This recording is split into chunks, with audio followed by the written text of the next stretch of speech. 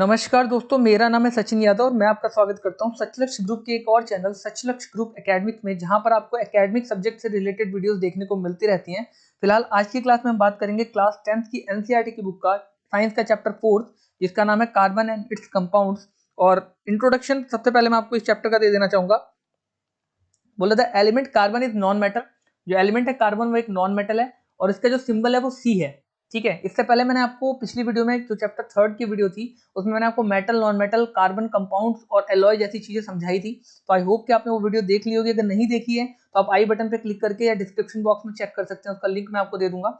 वहां से आप उस वीडियो को देखिएगा पहले, देन आफ्टर आप इस वीडियो को आके देखेंगे, तब आपको ज्यादा बेहतर तरीके से समझ में आएगा। और एक खास बात, ये जो चैप्टर है इसको मैं बाइलैंग्वेज करवा रहा हूँ। वैसे तो जो लोग पहले से जुड़े हैं उनको पता होगा कि मैं सारे ही चैप्टर्स को बाइलैंग्वेज यानी दोनों ही लैंग्वेज हिंदी और इंग्लिश मिक्स करके बताता हूँ, तो आपको समझने में कोई भी प्रॉब्लम नहीं आएगी। आप अंत तक इस वीडियो को देखिएगा, उसके बाद आपके कोई भी डाउट नहीं रह जाएंगे।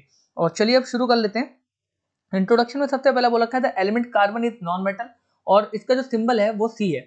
जो एलिमेंट है कार्बन, जो तत्व है वो एक नॉन मेटल है, ठीक है, और उसका जो सिंबल है, चिन्ह है, वो सी है, यानी सी से कार्बन को रिप्रेजेंट किया जाता है। उसके बाद बोला carbon is a versatile element. देखिए, वर्सेटाइल वर्ड का मीनिंग होता है विभिन्नता जिसके अंदर हो, यानी जिसमें बहुत सारी खासियत, बहुत सारी प्रॉपर्टीज एक साथ हो। तो कार्बन जो है एक वर्सेटाइल एलिमेंट है, ठीक है, जो कि परसेंटेज कार्बन की जो अर्थ की क्रस्ट में है वो 0.02% है, ठीक है, मिनरल्स की फॉर्म में, ठीक है। और एटमोस्फेयर में यानी कि वातावरण में इसकी जो कार्बन डाइऑक्साइड के रूप में प्रेजेंस है वो 0.03% है। तो इस तरीके से आप कह सकते हैं कि कार्बन बहुत कम मात्रा में प्रेजेंट है, ठीक है, एनवायरमेंट में और अर्थ के क्रस्ट में। लेकिन आपको एक बात जान के हैरान होगी कि ऑल द लिविंग थिंग्स, ठीक है, जितनी भी जीवित लोग हैं, ठीक है, जीवित प्राणी हैं, चाहे वो प्लांट हो चाहे एनिमल्स हो, वो सभी कार्बन बेस्ड कंपाउंड से मिलकर बने हैं। यानी किसी न किसी फॉर्म में कार्बन उन दोनों में ही प्रेजेंट है, चाहे वो लिविंग है या नॉन लिविंग है, सभी के अंदर कार्बन किसी न किसी फॉर्म में प्रेजेंट है। तो ये बहुत बड़ी बात है जिसकी वजह से कार्बन को स्टडी करना बहुत ज्यादा जरूरी हो जाता है, ठीक है। तो अब थोड़ा सा आगे बढ़ लेते हैं। Carbon always form covalent bond. Carbon जो हमेशा वो कोवेलेंट बॉन्ड बनाता है। अब क्वेश्चन पुट होता है कि कोवेलेंट बॉन्ड होता क्या है, ये जो वर्ड है कोवेलेंट बॉन्ड, ये होता क्या है। देखिए, कोवेलेंट बॉन्ड एक ऐसा बॉन्ड होता है जिसमें ना तो इलेक्ट्रॉन्स को पूरी तरीके से दिया जाता है, ना ही इलेक्ट्रॉन को पूरी तरीके से लिया जाता है। जैसे अगर आपने वैलेंसी के बारे में पढ़ा हो, समझा हो, पिछले चैप्टर्स में जब मैंने समझाया था, तो आपने वहां देखा था कि आउटर मोस्ट सेल में जो इलेक्ट्रॉन्स होते हैं, नंबर ऑफ इलेक्ट्रॉन, जो इलेक्ट्रॉन्स एक्स्ट्रा होते हैं, चाहे वो लिए जा रहे हो या दिए जा रहे हो। फॉर एग्जाम्पल मैं आपको बात कर लेता हूँ हाइड्रोजन की। हाइड्रोजन के पास एक इलेक्ट्रॉन होता है आउटर मोस्ट सेल में। और ये इलेक्ट्रॉन होते कैसे हैं पहले तो ये समझिए। देखिए, आपके जितने भी एलिमेंट्स हैं उनके कुछ ना कुछ एटॉमिक नंबर होते हैं। तो एटॉमिक नंबर के अकॉर्डिंग उनकी वैलेंसी सेट होती है। मान लीजिए कि आप हाइड्रोजन का एटॉमिक नंबर 1 है, तो उसके आउटर मोस्ट सेल में 1 होगा, ठीक है, और 1 उसको चाहिए होगा बैलेंस होने के लिए। या तो वो 1 किसी को देके उसके साथ कंबाइन करके बैलेंस हो जाए, या तो फिर वो 1 किसी से लेके 2 करके तब कंबाइन होकर बैलेंस हो जाए। और सबसे पहली वाली सेल को के बोलते हैं, ठीक है, जो सबसे अंदर वाली सेल होती है ना, इनर सेल, उसको के बोलते हैं। फिर दूसरी वाली शेल जो के चारों तरफ होती है उसको एल, फिर एम, इस तरीके से कुछ फिगर्स बनती है, ठीक है। और आगे आपको चैप्टर्स में मैं बताऊंगा अभी थोड़ा सा और डिटेल में, लेकिन फिलहाल अभी आप इतना समझिए कि सेल्स होती हैं और सेल्स में के एल एम करके ऐसे सेल बढ़ती रहती हैं। सबसे इनर वाली, अंदर वाली सेल में 2 इलेक्ट्रॉन होना जरूरी है बैलेंस होने के लिए। सबसे आउटर मोस्ट जो सेल होती है उसमें 8 इलेक्ट्रॉन होना जरूरी है, ठीक है। और लगभग सभी सेल्स में 8 इलेक्ट्रॉन्स होना जरूरी होता है बैलेंस होने के लिए। तो जब तक रूल ये है कि जब तक पिछली सेल पूरी फिल नहीं हो जाएगी तब तक अगली सेल में इलेक्ट्रॉन्स नहीं फिल होते हैं, ठीक है। तो इससे आप ये चीज समझिए कि अगर आप बात करिए के वाली सेल की, तो उसमें 2 हैं, कार्बन की बात करते हैं 2 है, और आउटर मोस्ट सेल में उसके यानी कि टोटल 6 है ना उसका एटॉमिक नंबर कार्बन का, तो 2 अंदर वाली सेल में हो जाएगा, जो बाकी बचे हुए 4 इलेक्ट्रॉन है वो बाहर वाले सेल में यानी एल वाली सेल में, सेकंड सेल में आएंगे। तो ये जो 4 इलेक्ट्रॉन जिस सिचुएशन में होते हैं उस सिचुएशन में प्रॉब्लम ये होती है कि 4 बीच का आ जाता है। जैसे 8 इलेक्ट्रॉन आउटर मोस्ट में होने चाहिए, तो 4 बीच में आ जाता है, ना तो वो देने की ही पोजीशन में है, ना तो वो किसी से लेने की ही पोजीशन में है। तो वो ऐसी सिचुएशन में शेयर करता है, ठीक है। जैसे अगर आप किसी और की बात करो, फॉर एग्जांपल आप कार्बन के बाद नाइट्रोजन की बात कर लो। नाइट्रोजन का एटॉमिक नंबर 7 होता है, ठीक है।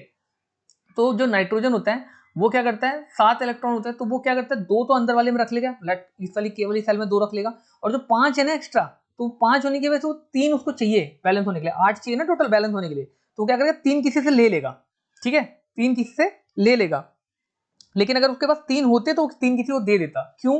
क्योंकि 5 लेने के मुकाबले 3 देना आसान है, ठीक है। और इसी तरीके से अगर इसके पास 5 है तो 3 लेना आसान हो जाएगा। तो ये सिचुएशन होती है, ठीक है। 4 से ऊपर अगर है तो वो सामने वाले से ले लेता है इलेक्ट्रॉन, और अगर 5 से कम है यानी 4 से कम है तो वो 3 या 2 या 1 देना होगा, तो किसी को देके उसके साथ कंबाइन करके इस तरीके से केमिकल रिएक्शन करके बैलेंस हो जाता है। लेकिन सिचुएशन कार्बन के केस में बिल्कुल अलग है। कार्बन के पास 4 है, एग्जैक्टली मिड पॉइंट पे ये, ना तो ये किसी को देने की सिचुएशन में, ना तो लेने की सिचुएशन में।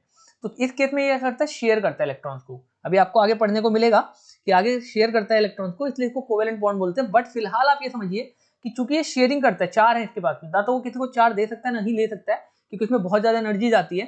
तो इसलिए इसके आउटर मोस्ट सेल में जब 4 होते हैं तो ये औरों के साथ शेयर करके कंबाइन करता है, ठीक है, और कोवेलेंट बॉन्ड बनाता है। तो ऐसे बॉन्ड जिनमें ना तो इलेक्ट्रॉन कंप्लीटली गिव किए जाते हैं, दिए जाते हैं, गिव अप किए जाते हैं, नहीं लिए जाते हैं, ना तो पूरी तरीके से दिए जाते हैं, नहीं लिए जाते हैं, बल्कि शेयरिंग चलती है, तो उसको हम क्या बोलते हैं, कोवेलेंट बॉन्ड बोलते हैं। तो atomic number of carbon is 6। Electronic configuration इसकी ये होती है कि पहली वाली सेल जो कि के सेल कहलाती है उसमें 2 इलेक्ट्रॉन, उसके बाद नेक्स्ट वाली में एल वाली में 4, है ना, और देन फिर वो किसी से 4 और लेकर, या फिर 4 किसी के साथ और देकर, मतलब शेयर करके, ठीक है, देना और लेना मतलब कि कंप्लीटली उसको दे दिया जाएगा, ले लिया जाएगा। लेकिन शेयरिंग में क्या है, ना तो पूरी तरीके से दिया जाता है, नहीं लिया जाता है। आपको चैप्टर में आगे जाके और समझ में आएगा, ठीक है, बस जुड़े रहिएगा। तो उस केस में ऐसे किया जाता है, शेयरिंग किया जाता है। How carbon attain noble gas configuration, carbon किस तरीके से नोबल गैस कॉन्फ़िगरेशन पाता है। अच्छा, अब ये नोबल गैस कॉन्फ़िगरेशन क्या होता है। नोबल गैस कॉन्फ़िगरेशन होता है कि कुछ गैसेस हैं, जैसे आपका हीलियम हो गया, नियॉन हो गया, ठीक है, रेंडॉन हो गया, ज़िनॉन हो गया, ये गैसेस जो है ना वो किसी और के साथ कंबाइन नहीं करती, वो स्टेबल होती हैं, ठीक है, क्योंकि उनके आउटर मोस्ट सेल में या तो 2 होते हैं या तो 8 इलेक्ट्रॉन होते हैं, ताकि वो बैलेंस होती हैं। जब वो बैलेंस होती है, स्टेबल होती है, तो किसी और के साथ रिएक्शन नहीं करती हैं, यानी किसी से उनको कुछ लेना देना नहीं होता। तो उसी चीज को बोला कि कार्बन इस तरीके से नोबल गैस कॉन्फ़िगरेशन, यानी कि बैलेंस कैसे, स्टेबल अवस्था कैसे प्राप्त करता है, ठीक है। तो बोला कार्बन इज टेट्रावेलेंट, टेट्रा मतलब होता है 4, तो टेट्रावेलेंट मतलब इसके आउटरमोस्ट सेल में 4 इलेक्ट्रॉन होते हैं, तो टेट्रावेलेंट होता है ये। It does not form ionic bond, ये आयनिक बॉन्ड नहीं बनाता। आयनिक बॉन्ड क्या होता है, इसमें दे दिया जाता है या ले लिया जाता है कंप्लीटली, ठीक है, बाय आइदर लूजिंग 4 इलेक्ट्रॉन, आ रहा है ना, या तो 4 इलेक्ट्रॉन लूज करके, और बाय गेनिंग 4 इलेक्ट्रॉन, -4 लगा हुआ है, देखिए जब गेन करता है तो माइनस लगता है, और जब लूज करता है तो प्लस का 4 लगता है, यानी 4 इसके पास एक्स्ट्रा है तो ये किसी और को देके बैलेंस हो जाएगा, और गेन करने का मतलब 4 इसके पास कम है तो 4 किसी और से लेके ये स्टेबल हो जाएगा। तो carbon is a tetravalent, carbon एक टेट्रावेलेंट है, ठीक है, इसमें आउटर मोस्ट सेल में 4 इलेक्ट्रॉन होते हैं। तो it does not form ionic bond, ये आयनिक बॉन्ड नहीं बना सकता, ना तो पूरी तरीके से किसी को दे सकता है, नहीं ले सकता है। बाय आइदर लूजिंग, ठीक है, या तो लूज करके इलेक्ट्रॉन को 4 इलेक्ट्रॉन देके, यानी पॉजिटिव 4 एक्स्ट्रा है तो देकर, या फिर गेनिंग 4 इलेक्ट्रॉन, यानी 4 किसी से लेके। It is difficult to hold 4 extra electron, ये मुश्किल होता है 4 एक्स्ट्रा इलेक्ट्रॉन को होल्ड करके रखना। Would require large amount of energy, इसके लिए लार्ज अमाउंट ऑफ एनर्जी चाहिए होती है, टू रिमूव करने के लिए इलेक्ट्रॉन्स को, ठीक है, हटाने के इलेक्ट्रॉन को बहुत ज्यादा अमाउंट में एनर्जी चाहिए होती है। तो carbon can form bond by sharing of its electron with the electrons of other carbon atoms और other element and attain noble gas configuration. तो ऐसे में कार्बन क्या करता है, बॉन्ड फॉर्म करता है, ठीक है, शेयर करके। देखिए आपने ध्यान से नोट कीजिए, ना तो इसने लूज किया, नहीं इसने गेन किया, ठीक है, बल्कि ये शेयर करता है, sharing of its electron with the electrons of other carbon atom, other carbon atoms के साथ ये इलेक्ट्रॉन को शेयर करके, ठीक है, इलेक्ट्रॉन को शेयर करके वो एटम्स को क्या करता है, कंबाइन करके नोबल गैस का कॉन्फ़िगरेशन अटेंड करता है, ठीक है ना, इस चीज को आप ध्यान रखेंगे। इसके बाद बात करते हैं the atom of other element like hydrogen, oxygen and nitrogen, chlorine also form bond by sharing of electrons. ये भी जो है वो बॉन्ड बनाते हैं शेयर करने से इलेक्ट्रॉन्स को, ठीक है ना। कौन कौन से, हाइड्रोजन, ऑक्सीजन, नाइट्रोजन और क्लोरीन, ये भी बॉन्ड बनाते हैं शेयर करने से इलेक्ट्रॉन को। The bond formed by sharing of electron, अब नोट कीजिएगा, आपको कोवेलेंट बॉन्ड की डेफिनेशन मिलने वाली है, ठीक है, आपने अभी ऊपर पढ़ा था थोड़ी देर पहले कि कोवेलेंट बॉन्ड क्या होते हैं। तो कोवेलेंट बॉन्ड की डेफिनेशन इन्होंने यहाँ दी है, the bond formed by sharing of electrons between same और different atoms is covalent bond, ठीक है। तो कोवेलेंट बॉन्ड क्या होता है, सेम या डिफरेंट एलिमेंट्स के इलेक्ट्रॉन को आपस में शेयर करने से जो बॉन्ड बनता है उसको कोवेलेंट बॉन्ड बोलते हैं। The bond formed by sharing of electrons between same और different atoms is covalent bond, same या डिफरेंट एटम्स के बीच में इलेक्ट्रॉन को शेयर करने से जो बॉन्ड बनता है, ठीक है, वो कोवेलेंट बॉन्ड कहलाता है। इसके बाद अब आप देखिए यहाँ पर एग्जांपल रखा है, जैसे हाइड्रोजन के आउटर मोस्ट सेल में 2 एलिमेंट चाहिए होते हैं, उसको 2 इलेक्ट्रॉन चाहिए होते हैं, तो एक एक होता है, तो 2 हाइड्रोजन मिलके आपस में शेयर करके, जब इसको देखिए, जब इस वाले सर्कल में आप ध्यान से देखिए तो इसको 2 चाहिए होगा तो इसके पास 2 हो गए, और इसी तरीके से इसको 2 चाहिए होगा तो एक इसके पास था, एक इसने इसको दे दिया, तो इस तरीके से 2-2 का इन दोनों को हेल्प मिल जाता है। तो इसको बोलते हैं single bond between hydrogen atom. Single bond क्यों, क्योंकि यहाँ पर देखिए आप एक लाइनिंग बनी हुई है, ठीक है, और ये सिंगल बॉन्ड है, एक पेयर बन रहा है ना, एक पेयर इसलिए सिंगल बॉन्ड है। इसी तरीके से हम बात करते हैं O2 की, ऑक्सीजन की, ठीक है। ऑक्सीजन में किस तरीके का बनेगा, देखिए आप यहाँ पर इसके पास 6 है, इसके पास भी 6 है, जब शेयर करेंगे तो 2 पेयर बन जाएंगे, यानी एक ये वाला एक ये वाला, तो 2 पेयर बन रहे हैं। तो 2 पेयर बन रहे थे, एक तरीके से इसको डबल बॉन्ड बोला जाएगा, ठीक है। दो देखिए, 2 लाइन है ना O2 के O के बीच में, जो 2 सिंबल बने हुए ऑक्सीजन के 2, उनके बीच में 2 लाइंस हैं, तो इसका मतलब डबल बॉन्ड बन रहा है between oxygen atoms. 2 line 2 bond को शो कर रही है, ठीक है ना। तो 2 शेयर्ड पेयर ऑफ इलेक्ट्रॉन, इसलिए 2 यानी डबल बॉन्ड बन रहा है ऑक्सीजन एटम्स के बीच में, ठीक है। अब देखिए 4 तो है ही, और 4 यहाँ से मिल जाएंगे इस वाले सर्कल में, है ना। और 4 इसी तरीके से इसमें भी है, 4 यहाँ से मिल जाएंगे, तो ये भी जो है वो क्या बन जाएगा, कोवेलेंट बॉन्ड बना लेगा, ठीक है, डबल बॉन्ड का, ठीक है, कोवेलेंट बॉन्ड। इसी तरीके से नाइट्रोजन में भी, ठीक है, 8 चाहिए होंगे, तो 2 इधर है 2 इधर है, इसमें 6 इन्होंने बना लिया, 3 पेयर बन रहा है, तो ट्रिपल बॉन्ड बन जाएगा नाइट्रोजन के बीच में, है ना। 2 तो है ही, और 6 यहाँ से हो जाएंगे, तो 8 इसके भी आउटर मोस्ट सेल में हो जाएंगे, तो इस तरीके से ट्रिपल बॉन्ड बना लेगा। तो इस तरीके से सारे जो एटम या कह सकते हैं एलिमेंट है, वो सिंगल बॉन्ड, डबल बॉन्ड या ट्रिपल बॉन्ड बनाते हैं। Molecule of water has single covalent bond, molecule of water have single covalent bond between one oxygen and 2 hydrogen atoms। एक ऑक्सीजन और 2 हाइड्रोजन एटम्स के बीच में, ठीक है, सिंगल बॉन्ड बनता है, कोवेलेंट बॉन्ड बनता है। देखिए अब कैसे बनता है, 2 तो इधर है हाइड्रोजन में, ठीक है, और 2 इधर है, 4 हो गए, और 2 यहाँ से मिल जाएगा इनको, तो इस तरीके से सिंगल कोवेलेंट बॉन्ड बनता है। अब फिजिकल प्रॉपर्टीज क्या होती है कोवेलेंट बॉन्ड की, वो थोड़ा ध्यान देंगे आप। बोला covalent compound have low melting point and boiling point as they have weak intermolecular space, ठीक है।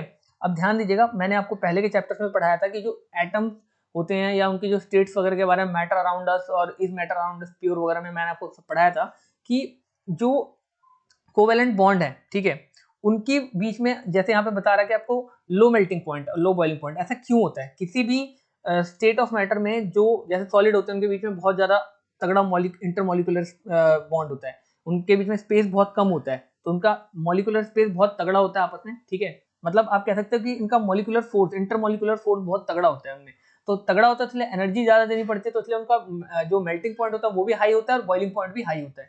तो ये बात ध्यान रखेंगे आप कि कोवेलेंट बॉन्ड कंपाउंड जो ऐड होते हैं, फिजिकल प्रॉपर्टीज पढ़ रहे हैं कोवेलेंट कंपाउंड की, बोला covalent compound have low melting point. Low melting point क्यों होता है, क्योंकि इनके बीच में जो कंबाइन करते हैं एटम, वो इतने टाइटली या इतने आप कह सकते हो मजबूत तरीके से कंबाइन नहीं करते हैं, ठीक है ना।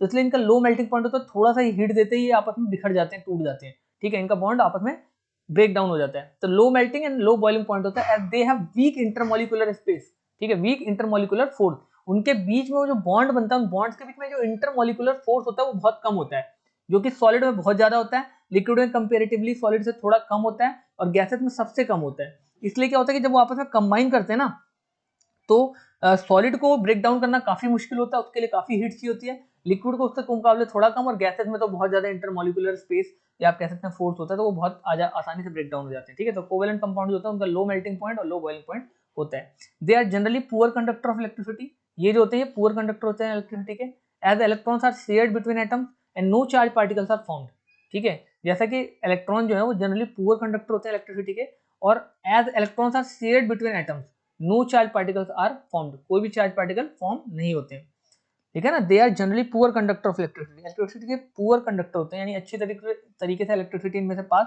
नहीं होती है, ठीक है। As electrons are shared between atoms, electron share किए गए होते हैं, ना कि एक दूसरे को पूरी तरीके से कंप्लीटली दिए होते हैं, ठीक है।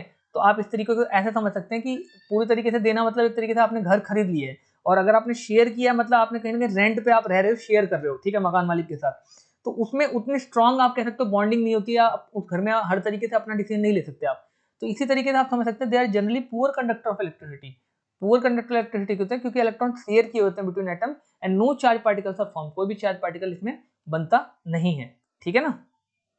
तो इसलिए पुअर कंडक्टर ऑफ इलेक्ट्रिसिटी। तो फिजिकल प्रॉपर्टी आप पढ़ के आप समझ गए होंगे कि इनका लो मेल्टिंग और बॉइलिंग पॉइंट होता है, ठीक है, और ये इलेक्ट्रिसिटी में पुअर कंडक्टर होते हैं इलेक्ट्रॉन्स के लिए, ठीक है ना।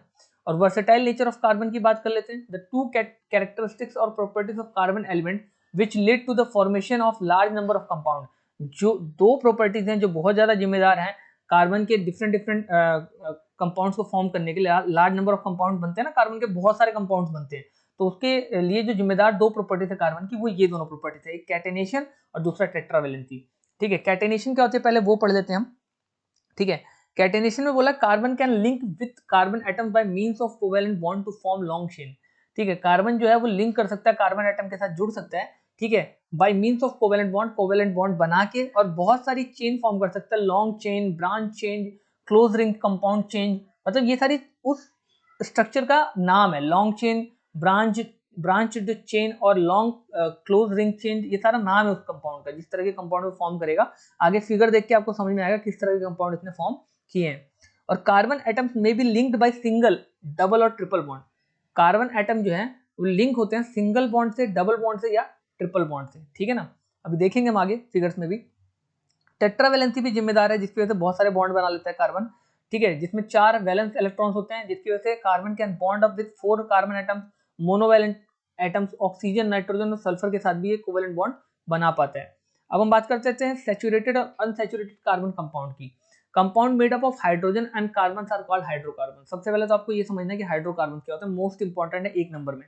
तो ऐसे कंपाउंड जो हाइड्रोजन और कार्बन से मिलकर बने होते हैं उनको हाइड्रोकार्बन बोलते हैं, ठीक है। हाइड्रोकार्बन 2 तरह के हो सकते हैं, एक सैचुरेटेड एक अनसैचुरेटेड हाइड्रोकार्बन, ठीक है। अब सैचुरेटेड की कुछ प्रॉपर्टीज आप यहाँ पे देख लीजिए और अनसैचुरेटेड की कुछ प्रॉपर्टीज मैं आपको यहाँ पे बताने वाला हूँ, ठीक है ना। तो सैचुरेटेड हाइड्रोकार्बन में पहला है single bond between carbon atom, carbon atoms के बीच में सिंगल बॉन्ड होता है, ठीक है। डबल और triple bond between carbon atoms, ठीक है, इनमें डबल और ट्रिपल बॉन्ड बनता है, किसमें, अनसैचुरेटेड में, ठीक है। फिर हम बात करते हैं सिंगल बॉन्ड में, आप इस तरीके से देख सकते हैं, डबल बॉन्ड में यहाँ बीच में 2 लाइन है, ट्रिपल बॉन्ड में यहाँ पे 3 लाइन है। फिर हम बात कर लेते हैं थोड़ा सा एल्केन्स, ठीक है। इनको जो आप कह सकते हो सैचुरेटेड होता है, सैचुरेटेड हाइड्रोकार्बन होते हैं, उनका जो जनरली एल्केन्स बोलते हैं, इनको एल्कीन्स बोलते हैं और इनको अल्काइंस बोलते हैं। और जो जनरल फॉर्मूला है, ठीक है, वो CnH2n+2 है, ठीक है। आप देख सकते हैं यहाँ पे Cn मतलब सबस्क्रिप्ट में लिखा हुआ है CnH2n+2 और यहाँ पे CnH2n है या CnH2n-2 है। तो इस चीज को आप ध्यान रखेंगे कि कहीं ना कहीं जो कार्बन है, हाइड्रोकार्बन है, इसी फॉर्म में पाए जाते हैं, ठीक है ना। तो एल्केन्स, एल्कीन्स और एल्काइंस बोला जाता है इनको, ठीक है, इस बात को आप ध्यान रखेंगे। और इसके बाद हम इलेक्ट्रॉन डॉट स्ट्रक्चर समझेंगे इसका, इलेक्ट्रॉन डॉट स्ट्रक्चर समझेंगे इसका, ठीक है। अब देखिए सबसे पहले जैसे ये दे रखा फॉर्मूला आप देखेंगे, अब ये जनरल फॉर्मूला का मतलब मैं आपको एक बार आपको बताना चाहूंगा, जनरल फॉर्मूला का मतलब n कोई भी वैल्यू हो सकती है। जैसे कार्बन का एक एटम है तो उसके मुकाबले यहाँ पर आप 1 डालेंगे तो यहाँ भी आपको 1 डालना पड़ेगा, उसके हिसाब से इसका फॉर्मूला बनेगा, जनरल फॉर्मूला। जैसे ये इथेन का जनरल फॉर्मूला है, ठीक है। अब वैल्यू पुट करने से ये निकल के आया, ठीक है, तो ये इथेन का जनरल फॉर्मूला, जैसे आपने कार्बन में यहाँ 2 डाला, ठीक है, तो उसके हिसाब से यहाँ पर ये एल्केन्स में आएगा। क्यों? क्योंकि यहाँ पे आपने 2 डाला, फिर यहाँ पर आप 2 डालोगे, 2 to the 4 और +2 6, तो हाइड्रोजन का 6 आ जाना चाहिए, ठीक है। तो इस तरीके से इलेक्ट्रॉन डॉट स्ट्रक्चर बनता है, ठीक है। मैं आपको एक बार क्लियर थोड़ा सा समझाऊंगा, ठीक है। देखिए जैसे यहाँ पे एल्केन्स है, जनरल फॉर्मूला उसका ये है, ठीक है, एल्कीन्स का ये है और एल्काइंस का ये है। तो इथेन का ये बना है, ठीक है, इथेन का ये C2H6 बना है, electron dot structure of saturated hydrocarbon में।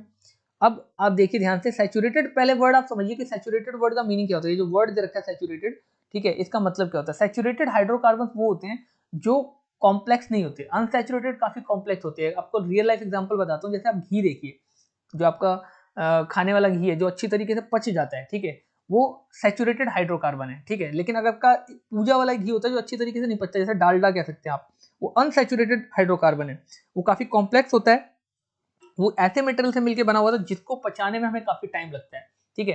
जैसे आपका मैदा हो गया, ठीक है, जैसे आपका आप कह सकते हैं आप चाउमीन, समोसा, बर्गर ये सब खाते हैं, काफी टाइम लेते हैं पचने के लिए, जिनमें मैदा वगैरह यूज किया जाता है, ठीक है। तो ये अनसैचुरेटेड हाइड्रोकार्बन के एग्जाम्पल हो गए, ठीक है, एक एग्जाम्पल ले सकते हैं। वैसे तो हाइड्रोकार्बन नहीं कह सकते आप इसको, बट ऐसे होते हैं, कॉम्प्लेक्स होते हैं। घी इसका सबसे अच्छा एग्जाम्पल है। घी जो है वो आपका जो खाने वाला घी है वो सैचुरेटेड हाइड्रोकार्बन हो गया, और जो पूजा वाला घी हो गया जिसके हम पूजा करते हैं, जिससे हम भगवान की पूजा करते हैं, वर्शिप करते हैं, वो थोड़ा सा खाने के लिए यूज नहीं होता, आपको पता नहीं, वो इतना प्योर नहीं होता है, तो वो अनसैचुरेटेड हाइड्रोकार्बन का एग्जांपल हो गया। अब आप आई होप कि अच्छी तरीके से समझ पा रहे होंगे, ठीक है। इसके बाद इथेन का ये फॉर्मूला है, ठीक है, और ये इसका फॉर्मूला है, मतलब किस तरीके से बनता है। देखिए हाइड्रोजन के 6 है तो हाइड्रोजन ऐसे बाहर बाहर आ जाता है, ठीक है। ये इसका फिजिकल स्ट्रक्चर है, इस तरीके से आप देख सकते हैं। वैसे आप ऐसे भी बना सकते हैं इसको, और अगर आप डायग्राम के फॉर्म में बनाना चाहें तो ऐसा बना सकते हैं, ठीक है। तो यहाँ पर देखिए 6 इलेक्ट्रॉन से बैलेंस हो गए, 4 तो यहाँ पर है, 1 2 3 2 यहाँ हो गया, ठीक है, और इस तरीके से मिलकर सारा बन रहा है। 6 तो यहाँ हो गया बाहर में, ठीक है, और 2 यहाँ हो गए, तो इस तरीके से 8 का वैलेंसी हो जा रहा है। The names, molecular formula and saturated formula of saturated hydrocarbons alkenes are given below। जो नाम है, molecular formula है, molecular formula क्या हो गया, ये molecular formula है, ठीक है ना, और हाइड्रोकार्बन एल्केन का गिवन बिलो है, नेम दिया हुआ है, molecular formula दिया हुआ है, सैचुरेटेड formula भी दिया हुआ है हाइड्रोकार्बन का, एल्केन का नीचे दिया रखा है, आप देख सकते हैं। तो ये तो डायग्राम हो गया। ये इनका मॉलिक्यूलर फॉर्मूला हो गया एक तरीके से, ये भी मॉलिक्यूलर फॉर्मूला ही कह सकते हो, बस उसको रिप्रेजेंट करने के ये दोनों तरीके, ये मॉलिक्यूलर फॉर्मूला ही है, ठीक है, ये मॉलिक्यूलर फॉर्मूला है, बस इनको रिप्रेजेंट करने का ये डायग्रामेटिक वे है, और ये एक तरीके से आप कह सकते हो कि ब्रांच फॉर्म में दिखा रखा है।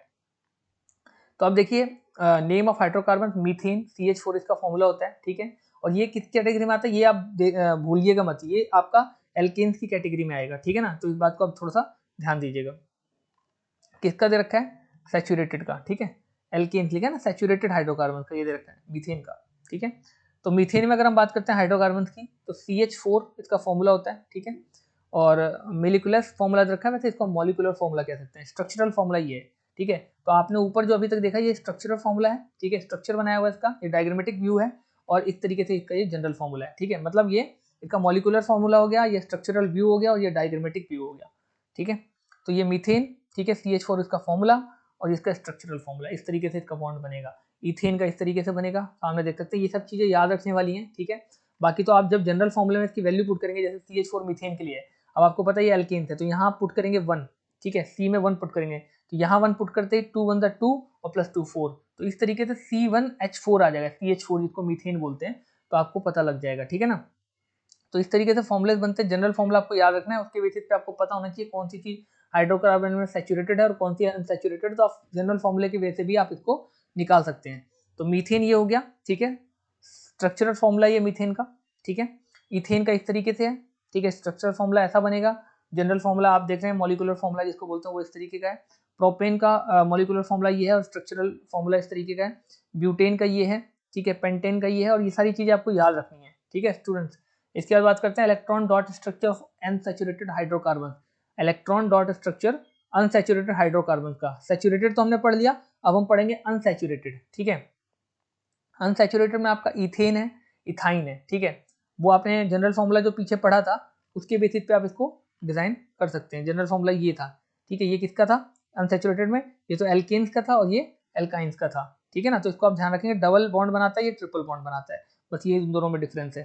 तो आ जाते हैं थोड़ा नीचे, ठीक है, देखिए इथेन का ये बना, इथाइन का ये है हाइड्रोकार्बन का, तो आप बना सकते हैं इस तरीके से, ठीक है, ये इथेन का है, ये इसका मॉलिक्यूलर फॉर्मूला है, ये इथाइन का मॉलिक्यूलर फॉर्मूला है, और इस तरीके से बन सकता है। ये इनके भी इसी तरीके से मॉलिक्यूलर स्ट्रक्चर और स्ट्रक्चरल फॉर्मूला दे रखे हैं, इथाइन का इस तरीके से, प्रोपेन का ये है, ब्यूटेन का ये है, आप इनको याद कर सकते हैं, ठीक है, ये सारा है। और ये आपके आगे की क्लासेस में, यानी जब आप 11th में जाएंगे 12th में जाएंगे तो इन पे पूरा पूरा एक चैप्टर है कार्बन एंड कंपाउंड के ऊपर, ठीक है, हाइड्रोकार्बन के ऊपर भी एक चैप्टर है, पूरा डिटेल में आपको पढ़ना पड़ेगा इसको, तो इसलिए अभी थोड़ा सा आप इंट्रोडक्शन के तौर पर इसको समझ लीजिए, देन आफ्टर इन चीज़ों को याद कर लीजिए और फिर आपको आगे की क्लासेस में डिटेल में पढ़ने को मिलेगा, ठीक है। यहाँ पर बस इसका इंट्रोडक्शन दिया हुआ है।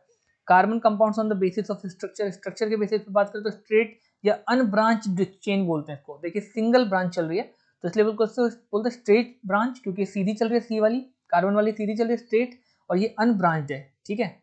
और इस तरीके से फिर ब्रांच आ जाता है, इस तरीके से ब्रांच जैसे पत्तियां पौधों की शाखाएं होती हैं ना, एक ब्रांच निकली तो उसमें से एक शाखा ऐसे निकली हुई टहनी, तो उसी तरीके से ब्रांच है, ठीक है। आइसोमेरिज्म C5H12 पेंटेन की फॉर्म में इस तरीके से बना हुआ है, ठीक है, एन पेंटेन भी बोलते हैं इसको, इसको आइसोपेंटेन बोलते हैं, ठीक है, इसको नियोपेंटेन बोलते हैं, तो ये सारे स्ट्रक्चर आप याद रखेंगे। These three above compound has same molecular formula but different structures are called isomers and phenomenon is called isomerism।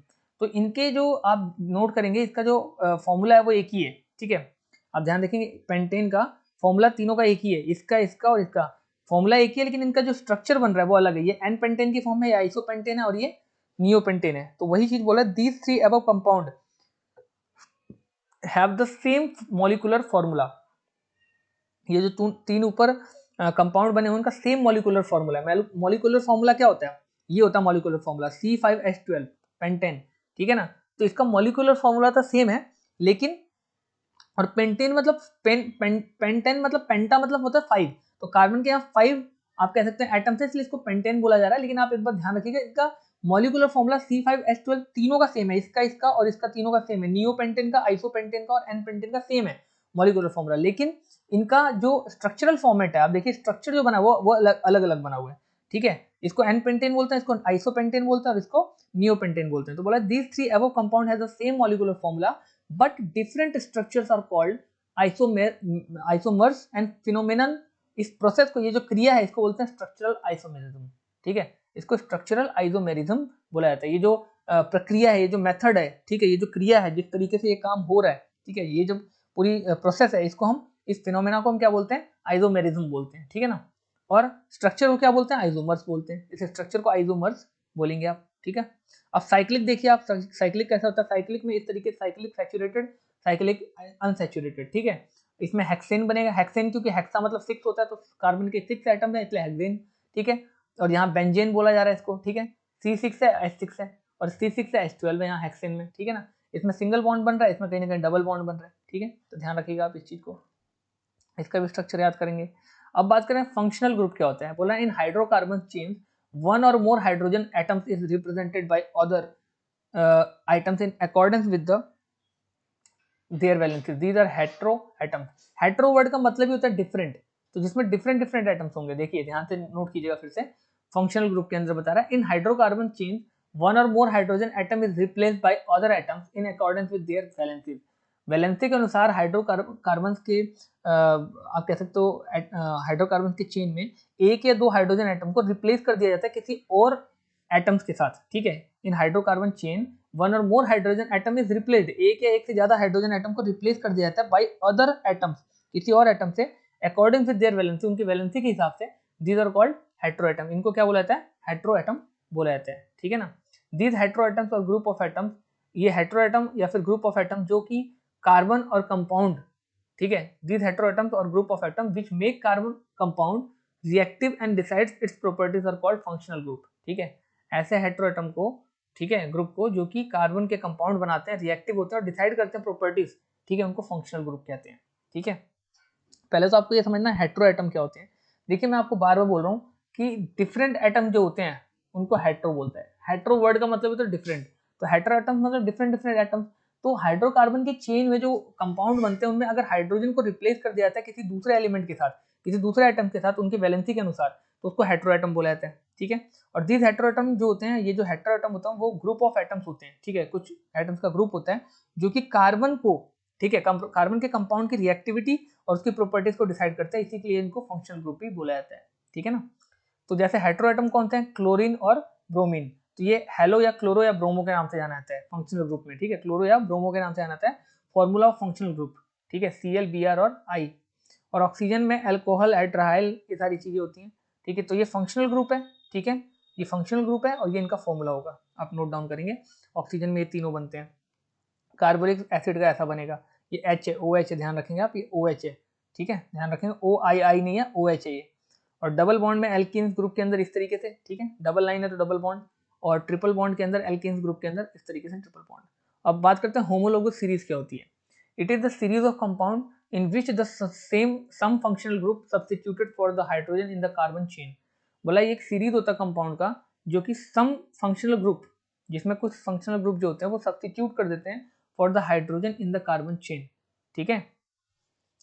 It is the series of compound in which the some functional group substitute for the hydrogen in the carbon chain, जो कि hydrogen को substitute कर देते हैं कुछ, ठीक है। It is the series of compound, ये सीरीज होता है कंपाउंड का जो कि कुछ फंक्शनल ग्रुप को सब्स्टिट्यूट कर देता है, ठीक है, for the hydrogen in the carbon chain, ठीक है, हाइड्रोजन के बदले कार्बन चेन में सब्स्टिट्यूट कर देता है। जैसे अल्कोहल का ये है, ठीक है, देख रहे हैं अल्कोहल डिफरेंट डिफरेंट तरह के हैं, आप नोट डाउन कीजिए यहाँ पर, ठीक है। अब पीछे तो सब में OH लगा हुआ है, आप नोट करेंगे, लेकिन CH3 हो जा रहा है, कभी C2H5 हो जा रहा है, C3H7 हो जा रहा है, C4H9 हो जा रहा है। अब आपने एक चीज नोट की होगी कि हमेशा देखिए यहाँ पे कार्बन के मुकाबले हाइड्रोजन यहाँ पे 3 है, ठीक है। अब कार्बन 2 हुआ, 1 से 2 हुआ तो हाइड्रोजन फिर यहाँ पे वैल्यू 2 से बढ़ गई हाइड्रोजन की, फिर यहाँ पे कार्बन 3 हुआ तो हाइड्रोजन की वैल्यू फिर 2 बढ़ गई, तो यहाँ पर 3 थी, यहाँ 5 थी, यहाँ पे हाइड्रोजन की वैल्यू 7 थी।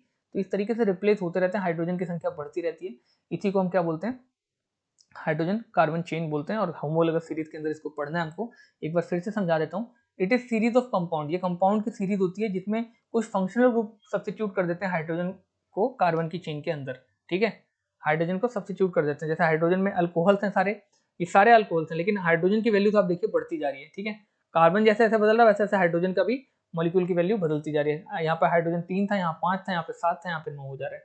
Have the same general formula, इनका जनरल फॉर्मूला तो सेम होता है, but any two homologous differ by CH2 group. दो जो होमोलोगस होते हैं इनमें CH2 यानी हाइड्रोजन के 2 मॉलिक्यूल पर कार्बन पे चेंज होते रहेंगे। कार्बन की एक वैल्यू बदलेगी तो हाइड्रोजन की डबल हो जाएगी, कार्बन जैसे यहाँ पे 1 था तो हाइड्रोजन 3 था, जैसे कार्बन यहाँ पे डबल हुआ, ठीक है, तो यहाँ पर हाइड्रोजन भी 2 से बढ़ गया, यानी एक कार्बन के लिए 2 हाइड्रोजन बढ़ेगा, एक कार्बन बढ़ा तो 2 हाइड्रोजन बढ़ गए ग्रुप में। और डिफरेंट इन मॉलिक्यूलर मास, तो इनका मॉलिक्यूलर मास भी डिफरेंट होगा बाई 14 यूनिट, यानी एक के मुकाबले दूसरे का जो मॉलिक्यूलर मास होगा 14 यूनिट डिफरेंट होगा, बड़ा होगा। जैसे कि यहाँ पर अगर कार्बन और हाइड्रोजन की मात्रा बढ़ रही है तो जाहिर सी बात है मॉलिक्यूलर की मास की वैल्यू भी बढ़ेगी, क्योंकि कार्बन और हाइड्रोजन की मात्रा बढ़ रही है तो मास भी, वजन भी बढ़ेगा, ठीक है ना। Have the same chemical properties but so gradual changes in the physical property, chemical properties उनको सेम होती है लेकिन फिजिकल प्रॉपर्टीज में इनके बदलाव आ सकते हैं। तो इस चीज को होमोलॉगस सीरीज बोलते हैं, जिसमें जो कार्बन के कंपाउंड्स होते हैं उनमें हाइड्रोजन की वैल्यूज बदलती रहती है, बढ़ती रहती है, डिफरेंट डिफरेंट हाइड्रोजन एलिमेंट्स को रिप्लेस करते रहते हैं, ठीक है। और इनका जनरल फॉर्मूला सेम होता है, ठीक है, CH2 से इनकी वैल्यू बढ़ती है, 14 यूनिट से इनका मास बढ़ता है, और केमिकल प्रॉपर्टी सेम होती है बट फिजिकल प्रॉपर्टी डिफरेंट हो सकती है। अब बात करते हैं नोमेकल्चर क्या होता है कार्बन कंपाउंड का। नोमेकल्चर मतलब नाम रखने का प्रोसेस, आप ऐसे समझ सकते हैं, नोमेकल्चर मतलब नाम रखने का प्रोसेस। तो बोला identify the number of carbon atoms in compound. Nomenclature से हमको पता चलता है कि कार्बन एटम्स में, कार्बन के कंपाउंड्स में कार्बन एटम की संख्या कितनी है, ठीक है, बताता है, आइडेंटिफाई करता है number of carbon atom in carbon compounds. Functional group को डिसाइड करता है, इज इंडिकेटेड बाय सफिक्स और प्रीफिक्स, ठीक है। तो सफिक्स या प्रीफिक्स लगा के, उसके पहले या उसके बाद नाम लगा के, कुछ स्पेशल करके, इस तरीके से नाम या कुछ ऐसे रख के, ठीक है, सिंबल रख के, ये फंक्शनल ग्रुप में इसको इंडिकेट करता है। तो लिखता है सबसे पहले कि नोमेकल्चर कार्बन कंपाउंड का क्या होता है, आइडेंटिफाई करता है the number of carbon atoms in carbon compound, ठीक है, कार्बन कंपाउंड में कार्बन एटम की संख्या को आइडेंटिफाई करता है, पता लगाता है नोमेकल्चर से, ये पता चलता है, ठीक है। नोमेकल्चर एक नाम रखने का प्रोसेस होता है जिससे हमको उस पर्टिकुलर कंपाउंड या चीज के बारे में काफी कुछ पता चलता है।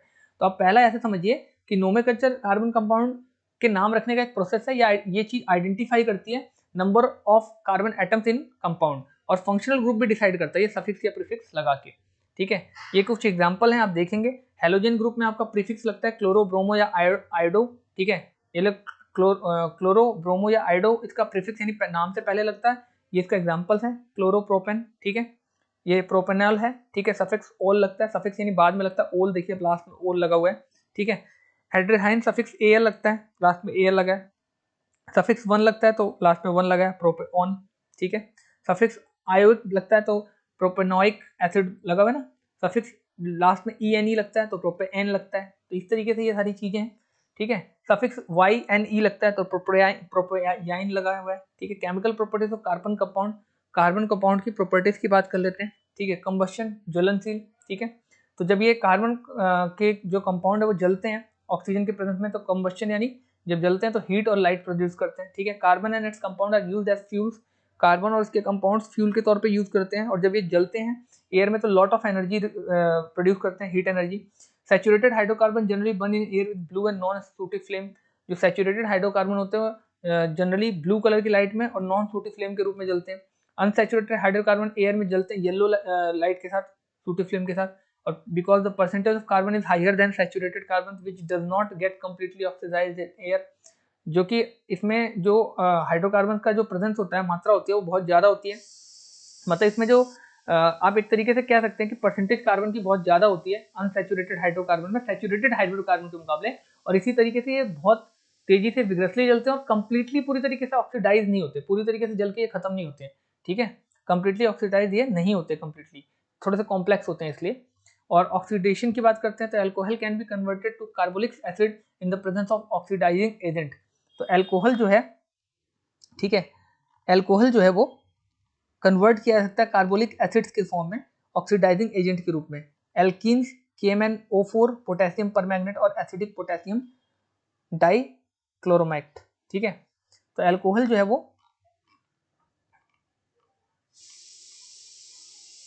Can be converted to carbolic acid in the presence of oxidising agent, ठीक है। एल्केलिन KMnO4 पोटेशियम परमैंगनेट और एसिडिक पोटेशियम डाइक्लोरोमेट, ठीक है। एडिशनल रिएक्शन में आपका इस तरीके से दे रखा है, ये सारा आप पढ़ लेंगे, ठीक है। एडिशन रिएक्शन में इस तरीके से इसमें H2 यानी हाइड्रोजन वगैरह को देना पड़ता है, तब जाके फिर ये बनता है।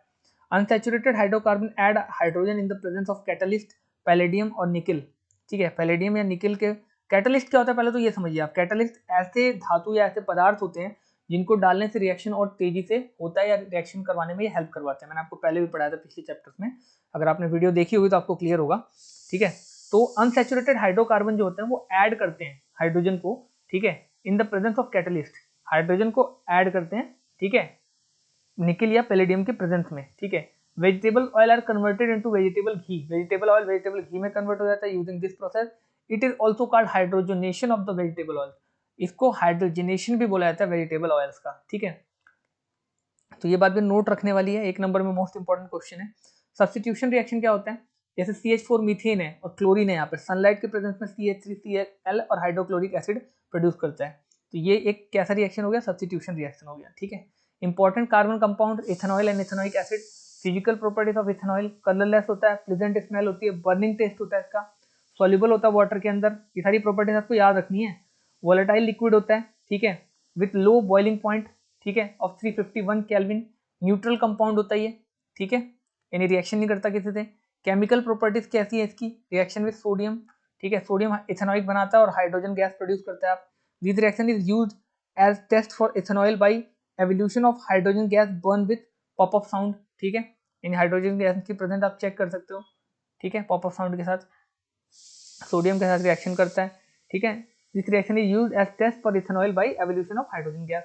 डिहाइड्रेशन, ठीक है, डिहाइड्रेशन क्या होता है, हॉट कॉन्सेंट्रेशन हाइड्रोक्लोरिक एसिड के साथ कंबाइन करने पर डबल बॉन्ड बनाता है CH2 का और वाटर रिलीज करता है। Physical properties of ethanoic acid क्या है, कलरलेस होता है, इथेनोइक एसिड की फिजिकल प्रॉपर्टीज आप पढ़ेंगे, ठीक है, कलरलेस होता है, कलरलेस लिक्विड होता है, हैविंग सोर टेस्ट, खट्टा, ठीक है, टेस्ट होता है, have smell of vinegar, vinegar यानी कि सोडे की एक तरीके से आप कह सकते हैं, ठीक है, विनेगर यानी कि सोडे की एक तरीके से आप कह सकते हैं, महक होती है। बॉइलिंग पॉइंट 391 केल्विन होता है, ठीक है, यानी मोर देन 0 डिग्री सेल्सियस होता है। When pure CH3COOH methanoic acid freeze हो जाती है, प्योर होती है तो फ्रीज हो जाती है, it forms colourless ice like solid, so it is called glacial acid. अब क्यों ग्लेशियल एसिड बोला जाता है, ये भी एक नंबर में मोस्ट इंपॉर्टेंट क्वेश्चन है। बोले जब ये प्योर होती है तो ये फ्रीज हो जाती है और एक कलरलेस आइस लाइक सॉलिड बनाती है, ठीक है, बर्फ की तरह एक आइस लाइक सॉलिड बनाती है, so it is called glacial acidic acid, इसलिए इसको ग्लेशियल एसिडिक एसिड भी बोला जाता है। ग्लेशियल मतलब क्या, बर्फीली एसिडिक एसिड, ठीक है ना। केमिकल प्रॉपर्टीज पढ़ लीजिए, स्टरीफिकेशन क्या होता है, CH3COOH, ठीक है, एसिड में डालने पे, इथेनॉल में डालने में, इथेनोइक एसिड को इथेनॉल में डालने पर क्या बनता है, ये सारी चीजें बनती है, ईस्टर बनता है, ठीक है ना, डबल बॉन्ड बनता है, sweet smelling ester is formed, ठीक है, this is saponification as soap is prepared by this, ठीक है, दिस इज सैप्नोफिकेशन, ये एक सैप्नोफिकेशन है, सैप्नोफिकेशन एक प्रोसेस होती है जिससे सोप बनाया जाता है, ठीक है।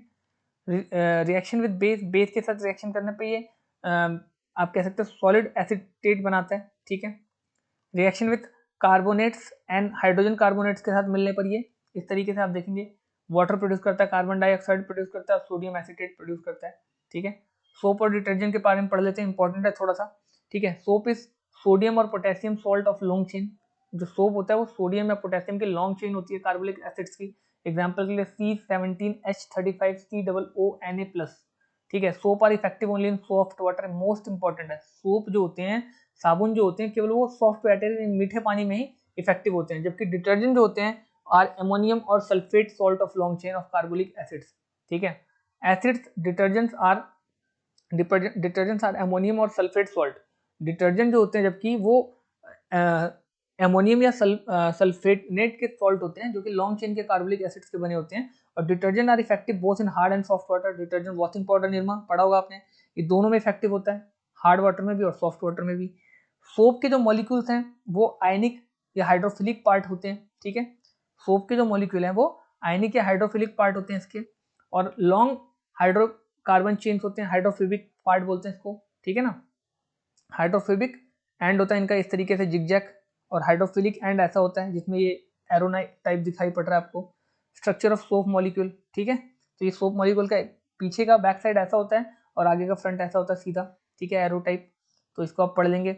इसके बाद cleaning action of soap, soap किस तरीके से सफाई करता है, बोला most dirt is oily in nature, ज्यादातर जो गंदगी होती है वो ऑयली होता है नेचर में, और हाइड्रोफोबिक एंड अटैच हो जाते हैं। हाइड्रोफोबिक एंड कैसे होते हैं, आप देख रहे हैं यहाँ से जिगजैग, तो ये उबड़ खाबड़ एंड होते हैं, जिगजैग होते हैं जो कि अपने अंदर इन चीजों को अटैच कर लेते हैं डर्ट को, और आयनिक एंड जो कि होता है surrounded with the molecule of water, ionic and जो होता है वो मॉलिक्यूल और वाटर के साथ अटैच हो जाता है। This result in the formation of radial structure called micelles, ठीक है, ये रेडियल स्ट्रक्चर ने गोल ऐसा स्ट्रक्चर बना लेता है जो कि मिसेल्स कहलाता है, ठीक है, अपने अंदर समेट लेते हैं, और सोप के जो मिसल्स हैं वो हेल्प कर लेते हैं डिजोल्व करने के लिए dirt and grease in the water and cloth get clean, और वो अपने अंदर ऐसे इकट्ठा कर लेते हैं ऑयल के ड्रॉपलेट्स को, और इकट्ठा करके उनको वो अपने साथ पानी के साथ बाहर निकाल के ले आते हैं।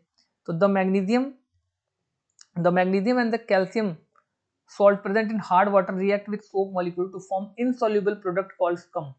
जो मैग्नीशियम है और जो कैल्शियम है, ठीक है, सॉल्ट, मैग्नीशियम और कैल्शियम का जो सॉल्ट होता है प्रेजेंट होता है हार्ड वाटर के अंदर, वो रिएक्ट करता है विद सोप, सोप के साथ रिएक्ट करता है, ठीक है, सोप के मॉलिक्यूल से, और इनसॉल्युबल प्रोडक्ट फॉर्म करता है, ठीक है, जो कि पानी में घुलता नहीं है, इसको स्कम बोलते हैं। This scum create a difficulty in cleaning action.